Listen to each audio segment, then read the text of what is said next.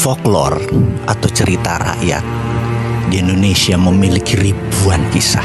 Dan folklore atau cerita rakyat itu sangat penting. Di dunia mungkin dikenal cerita Romeo and Juliet di Eropa. Di Indonesia ada yang di Lumut. Mereka mempunyai cerita apapun. Kita punya cerita yang lebih seru dan lebih indah. Bahkan cerita rakyat folklore di Kepulauan Nias yang menceritakan begitu ada gempa langsung naik ke gunung. Setelah ratusan tahun dari mulut ke mulut cerita itu diceritakan. Hal inilah yang menyelamatkan waktu peristiwa tsunami di Aceh.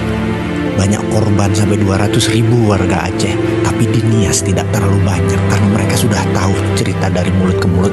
Itulah folklore. Dan salah satu cerita rakyat yang selalu didengungkan oleh mbah-mbah nenek-nenek saya dulu ketika lagi tidur adalah cerita perintah Sunan Bonang untuk melaksanakan yang namanya sebuah titah, sebuah perintah yang namanya apati geni, perintah mematikan api. Sunan Bonang tahu budaya api adalah dekat dengan budaya metal, di mana membuat keris, membuat peralatan metal, semua menggunakan geni atau api atau dahono. Perintah apati geni adalah perintah mematikan api. Ketika Belanda tahun 1470-an di abad 15 sudah akan menguasai Indonesia, Sunan Bonang tahu apa yang akan terjadi. Mereka pasti bukan akan mengambil sekedar rempah di Indonesia, tapi akan mengambil budaya metal.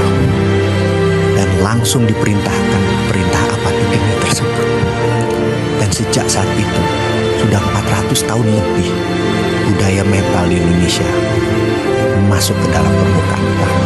Dan salah satu peristiwa yang saat ini selalu didengungkan oleh mbah dan eyang adalah suatu hari nanti perintah tinitah sumuruping geni, perintah menyalakan api akan dilaksanakan segera.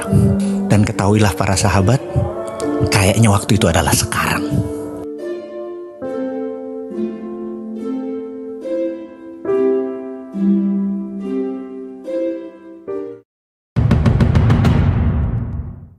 Di Pesarian atau tempat makam para sunan, tempat 9 wali selalu ada sumur. Bahkan di Kudus ada sumur pitu, 7 mata air sumurnya. Lalu dalam dongeng cerita folklore dari mulut ke mulut dikatakan bahwa para sunan sewaktu mengislamkan Nusantara itu tidak dengan berperang atau terjadinya tumpah darah. Namun mereka menggunakan kekuatan ekonomi, berdagang, dan memiliki emas. Tersebut kisah yang dicatat dalam suluk linglung Pangeran Wijil bahwa para sunan